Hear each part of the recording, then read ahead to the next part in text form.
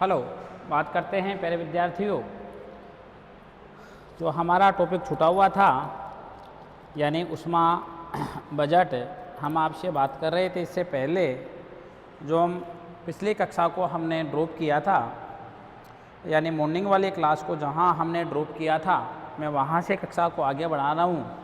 प्यारे विद्यार्थियों, हम आपसे बात करें, आज हम बात करते हैं heat budget of the earth, यानी पृथ्वी का उष्मा बजट। हम बात कर रहे हैं पृथ्वी के उष्मा बजट के बारे में, अर्थात heat budget of the earth कि पृथ्वी से उष्मा का आगम और पृथ्वी से उष्मा का निर्गम, इन दोनों की मैं आपसे बात कर रहा हूँ कि किस प्रकार से पृथ्वी से उष्मा का आगम होता है और किस प्रकार से पृथ्वी से उष्मा का क्या होता है, निर्गम होता है। अर्थात मैं आपसे बात करूं, जो सूर्य से आने वाली जो तरंगे हैं वह लघु तरंगे हैं, और वापस जो लौटने वाली पार्थिव तरंगे हैं उन तरंगों की मैं आपसे बात करूं तो वो दीर्घ तरंगे होती हैं। किस प्रकार से जो सूर्य से आने वाली जो उष्मा होती है, जो हीट होती है, वो किस रूप से इस पृथ्वी पर और इस वायुमंडल में कंज्यूम की जाती है, और यहाँ से कंज्यूम करने के बाद में किस प्रकार से वह वापस लौटती है। आज हम साधारण भाषा में बात करते हैं सूर्य से आने वाली उष्मा और सूर्य से जाने वाली उष्मा का हिसाब किताब, यानी बजट, यानी हीट बजट की हम बात करते हैं, उष्मा के बजट की बात करते हैं कि कितने मात्रा में, कितने प्रतिशत में उष्मा आई, कितने इकाइयों में उष्मा आई और कितने इकाइयों में उष्मा वापस चली गई।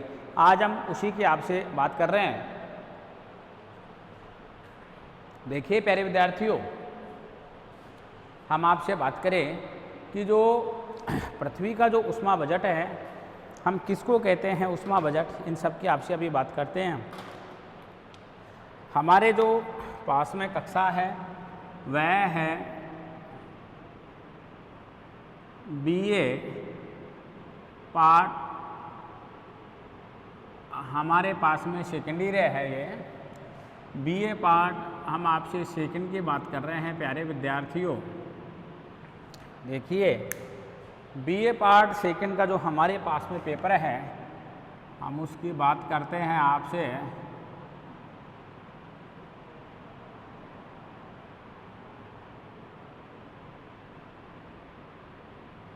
हम आपसे बात कर रहे हैं ह्यूमन ज्योग्राफी की, यानी हमारे पास में जो पेपर आ रहा है वह आ रहा है ह्यूमन ज्योग्राफी, मानव भूगोल। अर्थात यह हमारा कौन से क्रम का पेपर है, यह हमारा सेकंड क्रम का पेपर है, यह हमारा सेकंड पेपर है जिसकी हम आपसे बात कर रहे हैं।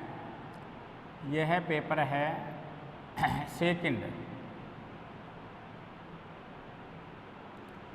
पेपर की हम आपसे बात कर रहे हैं, जिसमें हमारा टॉपिक चल रहा था इंसोलेशन, यानी हमारा टॉपिक है उष्मा, यानी उष्मा बजट, और हमारा जो मेन हेडिंग है वह है सूर्यातप।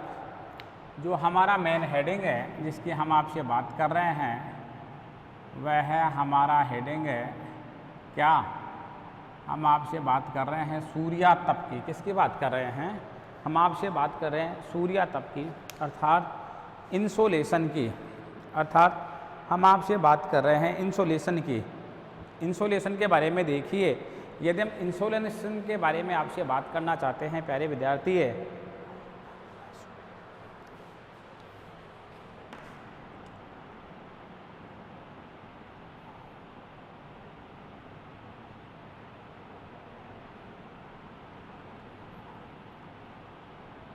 हम बात कर रहे हैं इंसोलेशन की, ठीक है ना, यानी सूर्यातप की, सूर्याताप की, सूर्य से आने वाला ताप, इसकी हम आपसे बात कर रहे हैं। देखिए किस प्रकार से सूर्य ताप इस पृथ्वी तक पहुंचता है और किस प्रकार से हमारे पास में उसका क्या हिसाब किताब है सूर्याताप का, उसकी हम आपसे बात कर रहे हैं प्यारे विद्यार्थियों। कि सबसे पहले तो हम उसकी बात कर रहे हैं कि सूर्याताप हम किसको कहते हैं, क्या सूर्यताप होता है। पृथ्वी का तापमान है ना, वह पृथ्वी का तापमान क्या रहता है, पृथ्वी का तापमान स्थिर रहता है क्योंकि सूर्य से प्राप्त की गई ऊर्जा, क्योंकि सूर्य से प्राप्त की गई ऊर्जा, और उसी के साथ साथ बात करें हम पार्थिव विकिरण द्वारा ऊर्जा, यानी सूर्य से प्राप्त की गई ऊर्जा, और इसी के साथ साथ हम बात करें पार्थिव ऊर्जा, पार्थिव ऊर्जा की यदि हम बात करते हैं, पार्थिव ऊर्जा यानी का ह्रास होना, सूर्य से ऊर्जा का प्राप्त होना और पार्थिव विकिरण द्वारा ऊर्जा का ह्रास होना, ये दोनों क्या होते हैं, ये दोनों बराबर होते हैं। यानी एक तो सूर्य से प्राप्त होने वाली ऊर्जा, और इसी के साथ साथ हम बात करते हैं कि सूर्य से जो प्राप्त ऊर्जा है और पार्थिव विकिरण के द्वारा जो ऊर्जा हमारे पास में प्राप्त है, उस ऊर्जा के बारे में यदि हम आपसे बात करें, इसका जो हिसाब किताब होता है, वह हिसाब किताब क्या होता है, हिसाब किताब क्या होता है, हिसाब किताब बराबर होता है दोनों का। यदि मुख्य रूप से बात करें कि इन दोनों का जो हिसाब होता है ना, कि सूर्य से एक कौन सी ऊर्जा आ रही है, देखिए हम फैक्ट के रूप में इनको समझते हैं। यदि हम इन सबको फैक्ट के रूप में समझें, फैक्चुअल रूप में किस प्रकार से हमारे पास में शामिल होते हैं, तो यदि हम इनकी बात करें आपसे प्यारे विद्यार्थियों, देखिए जो फैक्चुअल चीज़ें हमारे पास में आ रही हैं, किस प्रकार से हम इनको समझ सकते हैं, तो हम 1 बाय 1 फैक्ट तथ्यों के माध्यम से हम इनका जिक्र करते हैं। आपके पास में जो इनके तथ्य हैं, इन तथ्यों के माध्यम से हम आपसे जिक्र करते हैं। पहला तथ्य आता, पृथ्वी का जो तापमान है ना, वह पृथ्वी का तापमान क्या रहता है, स्थिर रहता है। पृथ्वी का तापमान क्या रहता है, स्थिर रहता है। पृथ्वी का तापमान स्थिर रहता है, क्या रहता है, स्थिर रहता है पृथ्वी का तापमान, ठीक है ना। यानी पृथ्वी का तापमान न तो बढ़ता है और पृथ्वी का तापमान न घटता है। हम बात करें पृथ्वी के तापमान में किसी प्रकार का कोई परिवर्तन नहीं होता है। पृथ्वी के तापमान में परिवर्तन क्यों नहीं होता है, इसका कारण हम देखिए, इसी की हम आपसे बात कर रहे हैं कि पृथ्वी के तापमान में परिवर्तन क्यों नहीं होता है। क्योंकि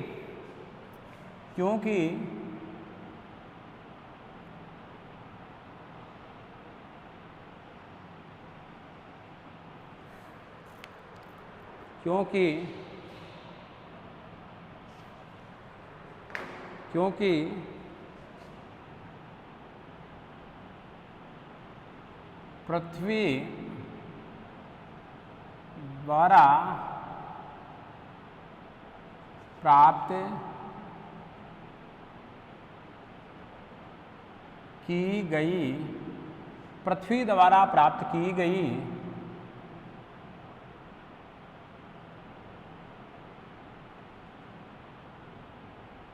पृथ्वी द्वारा प्राप्त की गई सौर ऊर्जा, यानी पृथ्वी द्वारा प्राप्त की गई कौन सी ऊर्जा, पृथ्वी द्वारा प्राप्त की गई सौर ऊर्जा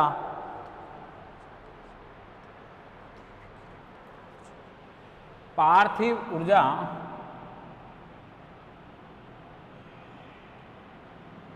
पार्थिव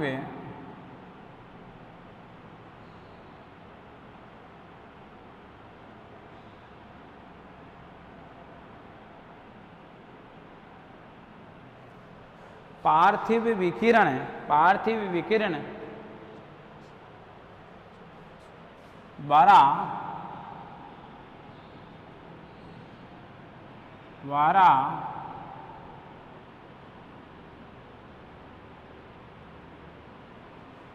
ऊर्जा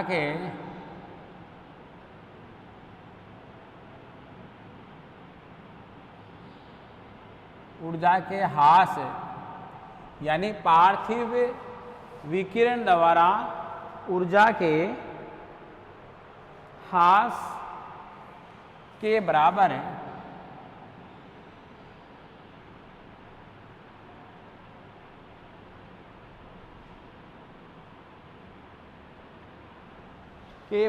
होती है। यानी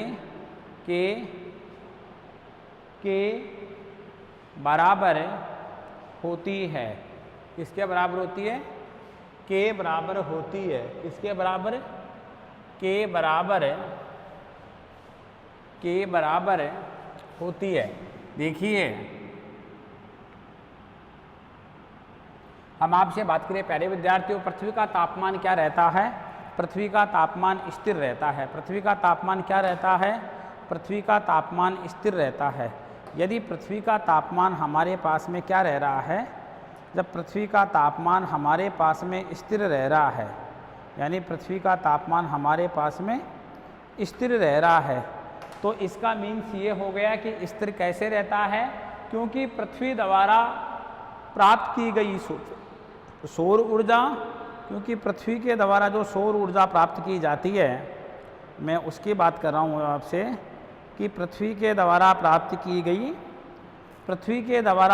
की गई सौर ऊर्जा पार्थिव विकिरण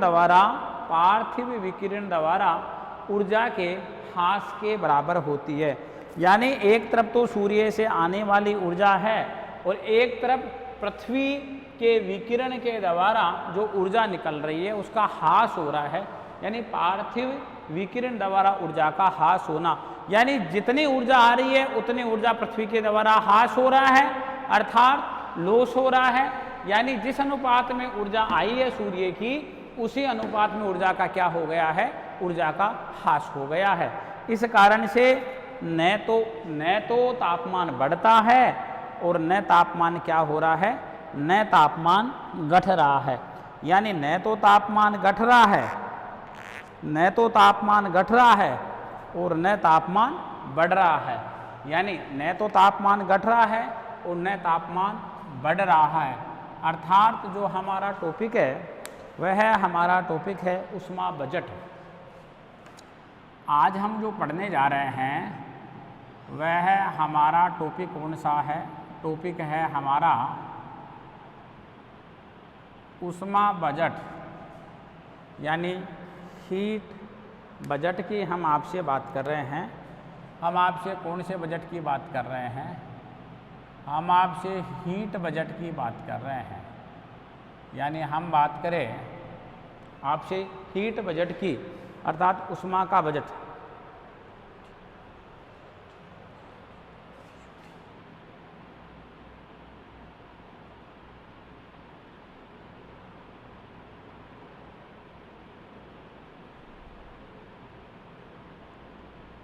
यानी हम आपसे बात कर रहे हैं हीट बजट की, ठीक है ना।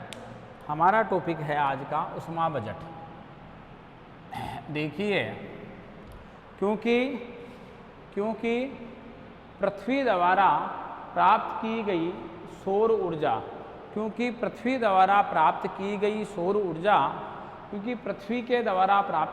सौर ऊर्जा पार्थिव विकिरण द्वारा ऊर्जा के ह्रास, जितना पृथ्वी के द्वारा ऊर्जा का ह्रास हो रहा है उतनी ऊर्जा सूर्य के द्वारा प्राप्त हो रही है। तो न तो तापमान बढ़ रहा है और न तापमान घट रहा है, ठीक है ना। अगला फैक्ट है पृथ्वी द्वारा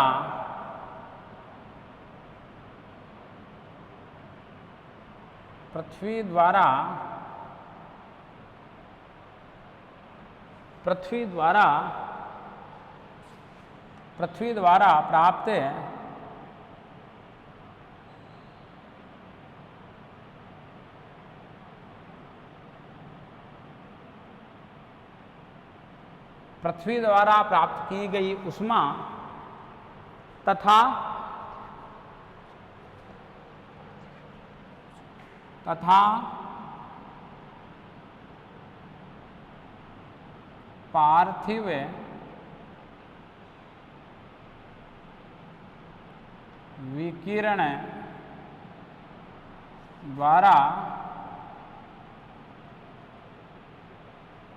पार्थिव विकिरण द्वारा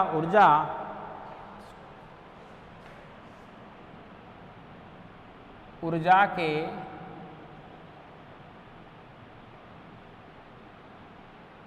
ह्रास को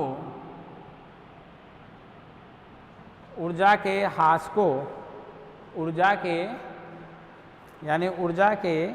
ह्रास को, ऊर्जा के ह्रास को पृथ्वी का ह्रास को पृथ्वी का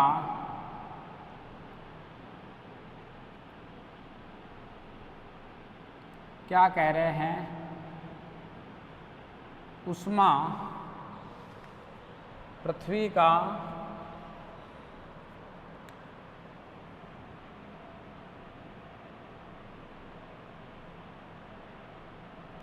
उष्मा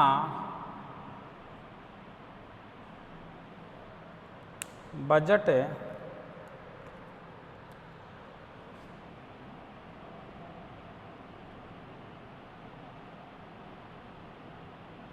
कहते हैं। देखिए, पृथ्वी द्वारा प्राप्त की गई उष्मा, एक तो पृथ्वी के द्वारा प्राप्त की गई उष्मा, पृथ्वी के द्वारा प्राप्त की गई उष्मा, हम बात किसकी कर रहे हैं कि पृथ्वी के द्वारा प्राप्त की गई उष्मा पार्थिव विकिरण द्वारा ऊर्जा के ह्रास को, यानी पृथ्वी द्वारा प्राप्त की गई उष्मा यानी सौर विकिरण अर्थात लघु तरंगे, पार्थिव विकिरण द्वारा ऊर्जा के ह्रास को, यानी पार्थिव पृथ्वी से निकलने वाली किरणें रेज के द्वारा ऊर्जा का ह्रास को पृथ्वी का क्या कहते हैं, पृथ्वी का उष्मा बजट कहते हैं। क्या कहलाता है, पृथ्वी का उष्मा बजट के नाम से जाना जाता है।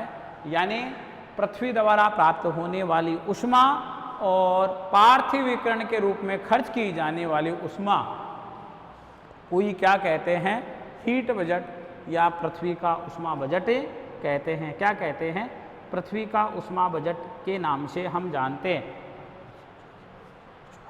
अगला फैक्ट है,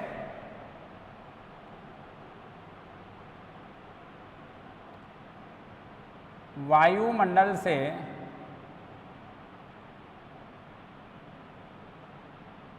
गुजरते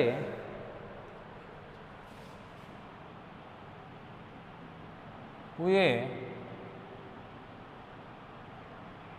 ऊर्जा का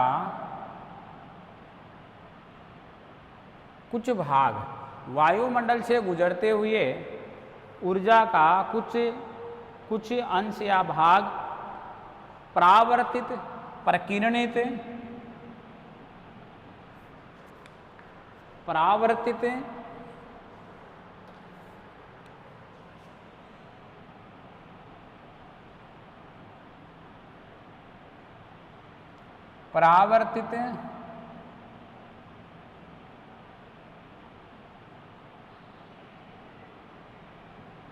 प्रकीर्णित,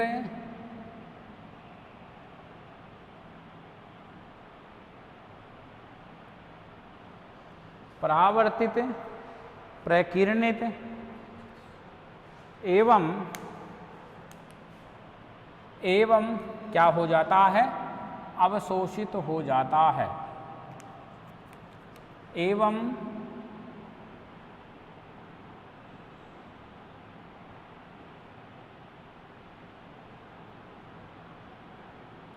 अवशोषित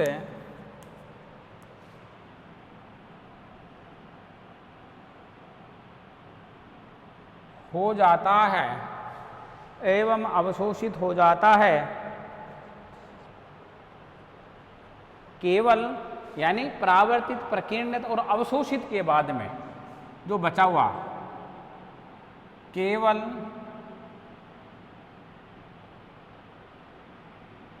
शेष भाग ही, केवल शेष भाग ही पृथ्वी तक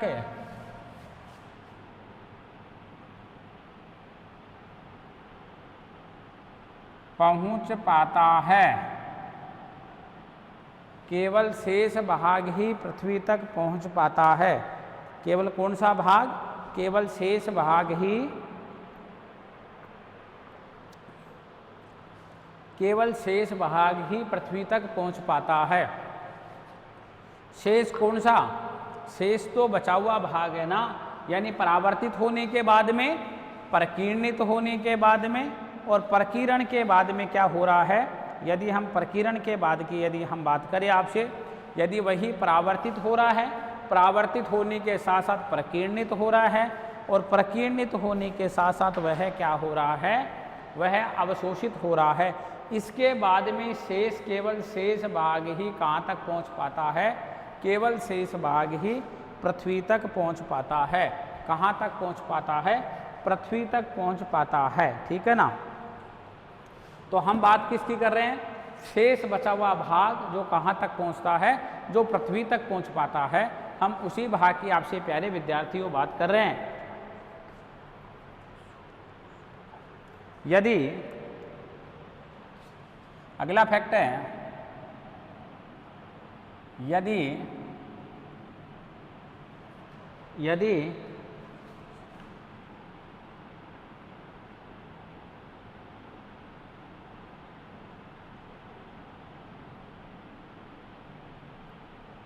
वायुमंडल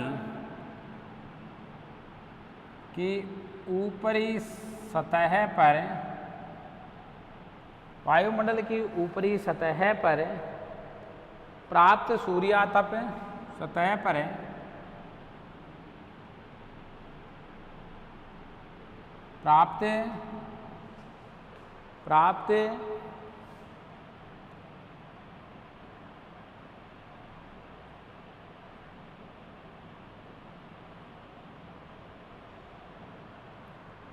प्राप्त सूर्यातप,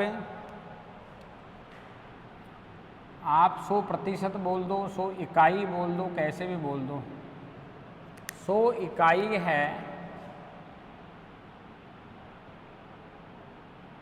कितनी इकाई है, 100 इकाई। देखिए आप, हम बात कर रहे हैं कितनी इकाई की, हम बात कर रहे हैं 100 इकाई। यदि वायुमंडल की ऊपरी सतह पर प्राप्त सूर्यातप कितनी यूनिट है या कितने प्रतिशत है, 100% है या 100 इकाई है, तो हम इसका अभी हिसाब और किताब करने जा रहे हैं। इस सूर्य से आने वाले 100% का, इसके आगम का और इसके निर्गम का। आगम 100% है तो निर्गम भी क्या होना चाहिए, 100%। यानी रिसीव 100% हो रहा है, तो यानी उसका कंज्यूम भी कितना % होना चाहिए, 100%, 100% उसका क्या होना चाहिए, कंज्यूम होना चाहिए हमारे पास में, ठीक है ना। देखिए हम बात करते हैं कि हमारे पास में 100 इकाई हैं, कितनी इकाइयाँ हैं, 100। देखिए हमारे पास में अगला फैक्ट आ रहा है, देखो मैं बहुत डायनेमिक रूप से लेकर के चलूँगा आपके पास में, यानी चित्रों के साथ हम प्रदर्शित करेंगे। मान लीजिएगा हमारे पास में सूर्यातप कितनी इकाई हैं, कितनी इकाई है, 100 इकाई है। यानी सूर्यातप हमारे पास में कितनी इकाइयों के रूप में है, सूर्यातप हमारे पास में, मैं इसको थोड़ा सा नीचे लिख दूं जिससे हमारे को डायग्राम बनाने में भी थोड़ी सुविधा होगी। यानी सूर्यातप हमारे पास में कितनी इकाई है,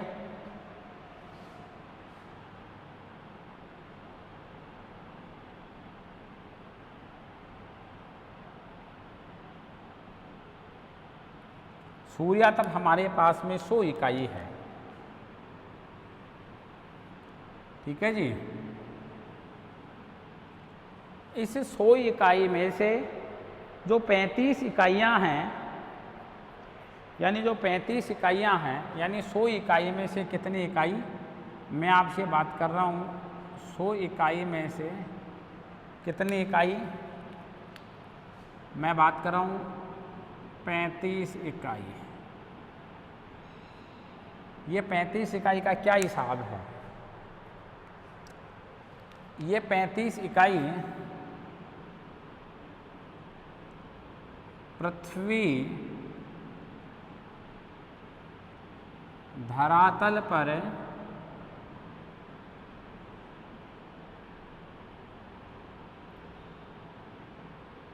पहुंचने से पहले, यानी 35 इकाई है ना, इन 35 इकाइयों का 100 इकाई है टोटल अपने पास में रेशियो, उनमें मैं 35 इकाई की बात करूँ, 35 इकाई पृथ्वी धरातल पर पहुंचने से पहले ही, पृथ्वी धरातल पर पहुंचने से पहले ही कहाँ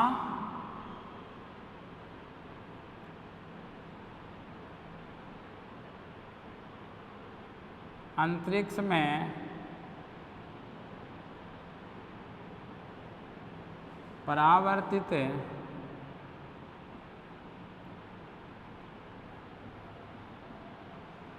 हो जाती है। कहाँ परावर्तित हो जाती है? यानी पहुँचने से पहले ही, यानी कहाँ पर पहुँचने से पहले ही, यानी धरातल पर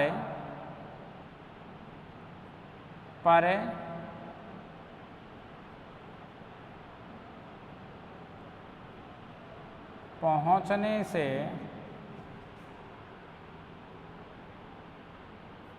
पहले ही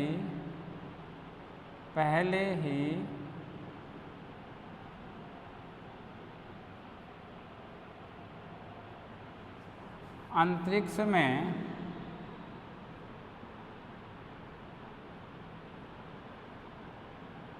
परावर्तित क्या अंतरिक्ष में परावर्तित हो जाती है। कहाँ पर परावर्तित हो जाती है? यानी जो 100 इकाई टोटल हमारे पास में है ग्रोस, तो इन 100 में से 35 इकाई, तो 100 में से कितने इकाई? 100 में से हमारे पास में 35 इकाई, यानी ये 35 इकाई तो धरातल पर पहुंचने से पहले ही अंतरिक्ष में क्या हो जाती है? यानी पहुंचने से पहले ही अंतरिक्ष में परावर्तित, यानी अंतरिक्ष में लौटा दी जाती हैं। क्या कर दी जाती हैं? लौटा दी जाती हैं। देखिए, यानी अंतरिक्ष में लौटा दी जाती हैं कितनी इकाई? यानी 35 इकाई। ये किस किस रूप में ये 35 इकाई लौटती हैं अंतरिक्ष में? अंतरिक्ष में ये 35 इकाई किस किस रूप में लौटती हैं, हम इनकी बात करते हैं। यानी 35 में से हमारे पास में कितने इकाई? 35 में से हमारे पास में कितनी इकाई आ रही? 6 इकाइयाँ।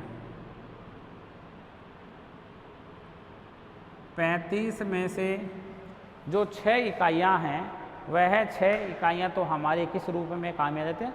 अंतरिक्ष में प्रकीर्णन द्वारा लौटा दी जाती है। ठीक है ना?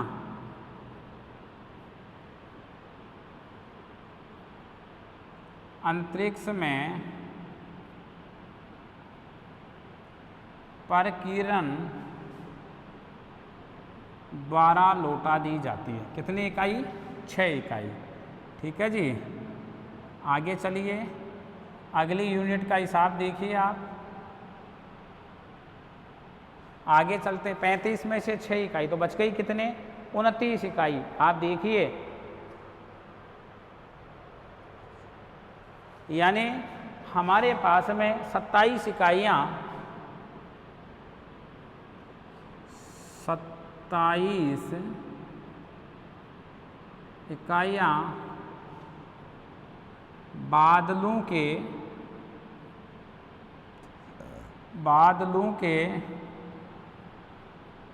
ऊपरी छोर से, यानी बादलों के ऊपरी छोर से, यानी क्या हो जाती हैं? यानी लौटा दी जाती हैं। और 2 इकाइयाँ, देखिए जोड़ लीजिएगा आप, अभी 35 का मैं हिसाब करवा देता हूँ आपको। 2 इकाइयाँ, कितनी इकाइयाँ? 2 इकाइयाँ। 2 इकाइयाँ हिमाच्छादित क्षेत्रों द्वारा परावर्तित हो जाती हैं।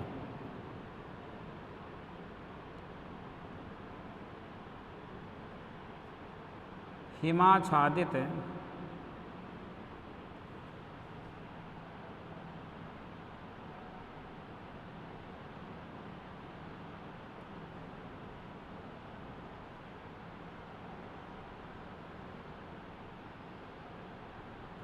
क्षेत्रों